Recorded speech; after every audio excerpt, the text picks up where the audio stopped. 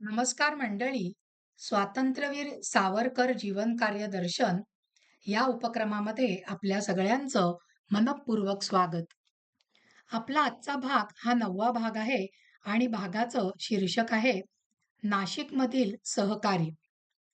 मागच्या भागामध्ये आपण बघितलं की भगूरला प्लेग आल्यामुळे सावरकर कसे नाशिकला गेले आणि तिथेच त्यांनी स्थायिक व्हायचं ठरवलेलं होतं.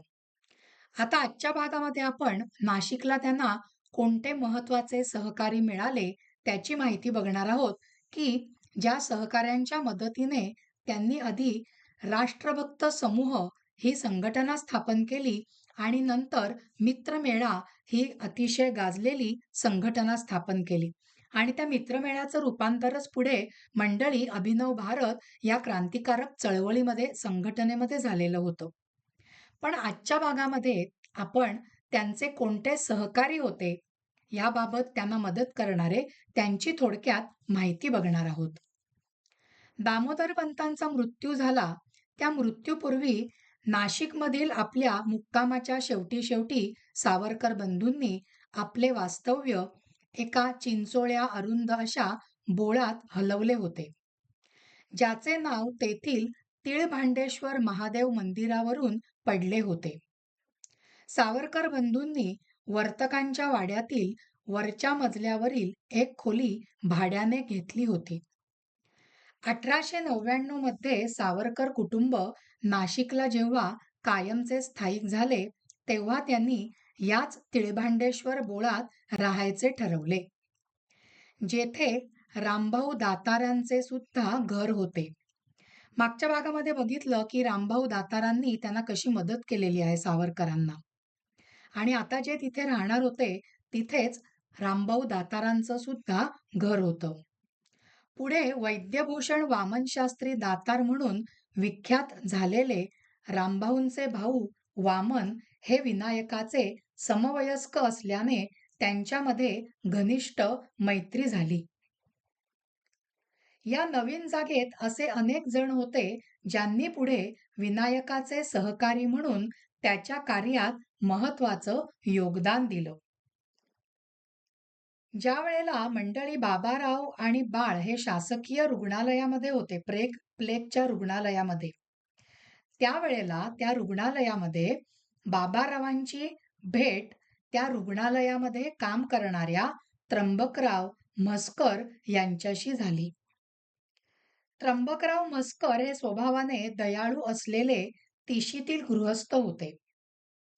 म्हसकरांची स्वतःची परिस्थिती अत्यंत हलाखीची असली तरी सुद्धा गरजूंना मदत करण्यामध्ये ते अगदी पुढे असत.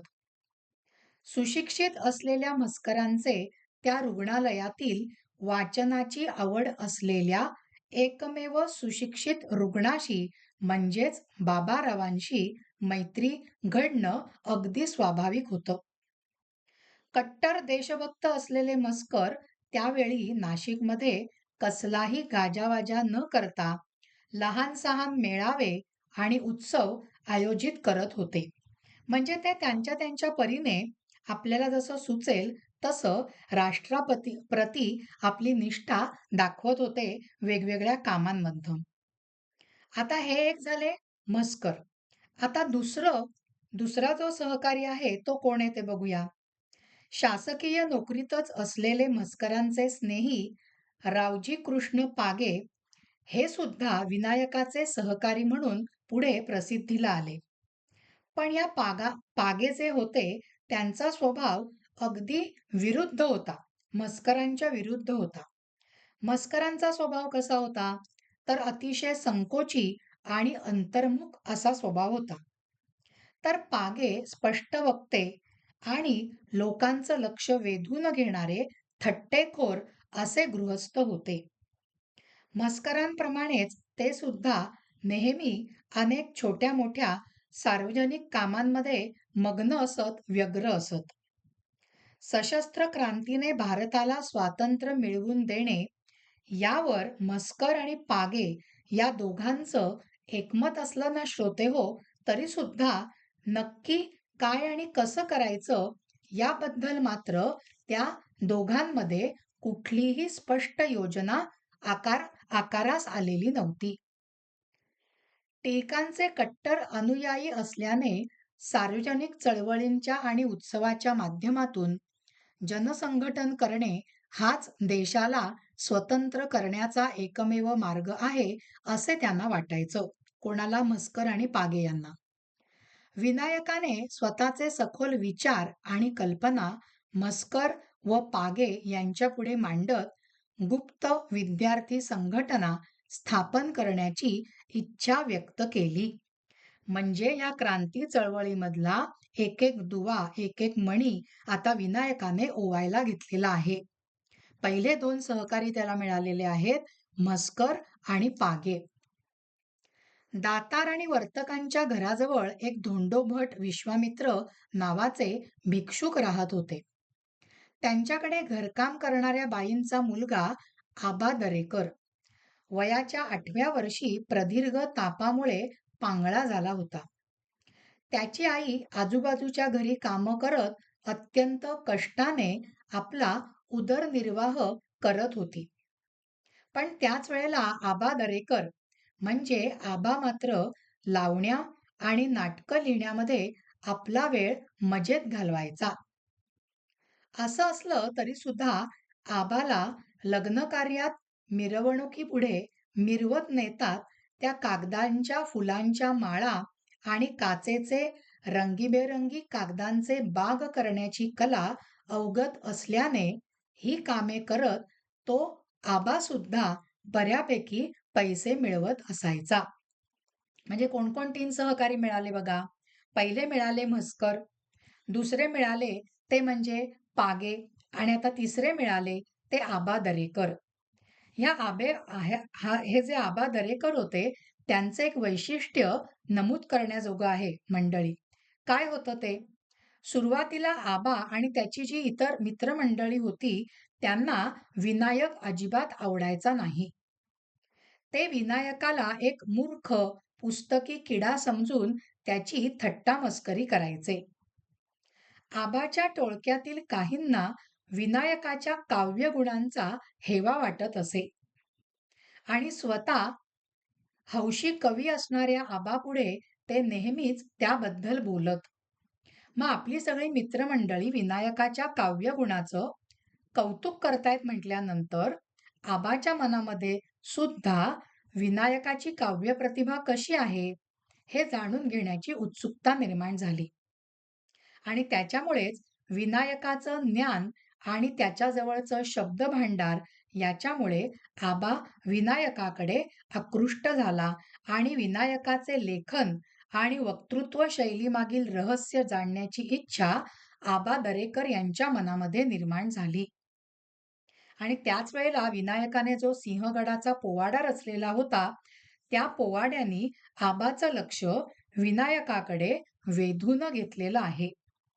सिंहगडचा पोवाडा सुद्धा अतिशय प्रसिद्ध आणि गाजलेला आहे मंडळी. पण ह्या सगळ्याचा उहापोह म्हणजे सावरकरांचं साहित्य ह्याचा उहापोह आपण सावरकरांच्या साहित्याबद्दल जेव्हा माहिती मिळवू, तेव्हा आपण सविस्तर ते बघणार आहोत. आता आबा दरेकर सावरकरांकडे आकृष्ट झालेला आहे, त्यांच्या काव्यगुणांवरती मोहित झालेला आहे आणि म्हणून आबा स्वतःहून विनायकाच्या घरी गेला आणि विनायकाला त्याने विनंती केली, की मला सुद्धा कविता लेखनामध्ये मदत कर, सहाय्य कर. विनायकाने आबाची ती जी मागणी आहे, ती लगेच मान्य सुद्धा केली. आणि नंतर आबाचे जे मित्रमंडळ आहे, ते मित्रमंडळ सुद्धा आता विनायकाचा आदर करू लागले. विनायकाने व्याकरण, कविता आणि इतिहासातील धडे देत आबामधील जन्मजात गुण जागृत केले आणि त्याच्या मनात स्वातंत्र्य प्राप्तीची आकांक्षा प्रज्वलित केली, निर्माण केली. आणि हे आबा दरेकर मंडळी दुसरे तिसरे कोणी नाही, तर मराठीमध्ये गाजलेले जे कवी गोविंद आहेत, ते कवी गोविंद म्हणजेच आबा दरेकर. गोविंद या टोपण नावाने आबा दरेकर कविता लिहायला लागले आणि लवकरच त्यांची गणना महाराष्ट्रातील उज्ज्वल देशभक्त व स्वातंत्र्यशाहीरांमध्ये होऊ लागली. म्हणजे आबा दरेकरांमधला जो काव्यगुण आहे, त्याचं जे स्फुल्लिंग आहे, ते पेटवलं कोणी आहे?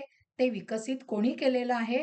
तर विनायकाने विकसित केलेलं आहे आणि सावरकरांमुळेच एक थोर जाज्वल्य देशभक्त आणि स्वातंत्र्य शाहीर आपल्याला आबा दरेकरांच्या म्हणजेच कवी गोविंदांच्या रूपामध्ये महाराष्ट्राला मिळालेला आहे. तर असे हे नाशिकमधील सावरकरांचे प्रमुख सहकारी बनलेले आहेत. आता या सहकारी मंडळींनी पुढे काय केलं? त्याची माहिती आपण पुढच्या भागामध्ये बघणार आहोत. श्रोते हो, आपला आत्ताचा भाग हा इथेच संपलेला आहे. तुम्हाला जर का हा भाग आवडला असेल, तर ह्या भागाला लाईक करा, ह्या भागाला शेअर करा आणि अश्विनी साठे ह्या यूट्यूब चॅनलला सबस्क्राईब केलं नसेल, तर लगेचच सबस्क्राईब करा. म्हणजे येणाऱ्या प्रत्येक व्हिडिओचं नोटिफिकेशन तुम्हाला लगेचच मिळत जाईल. धन्यवाद मंडळी.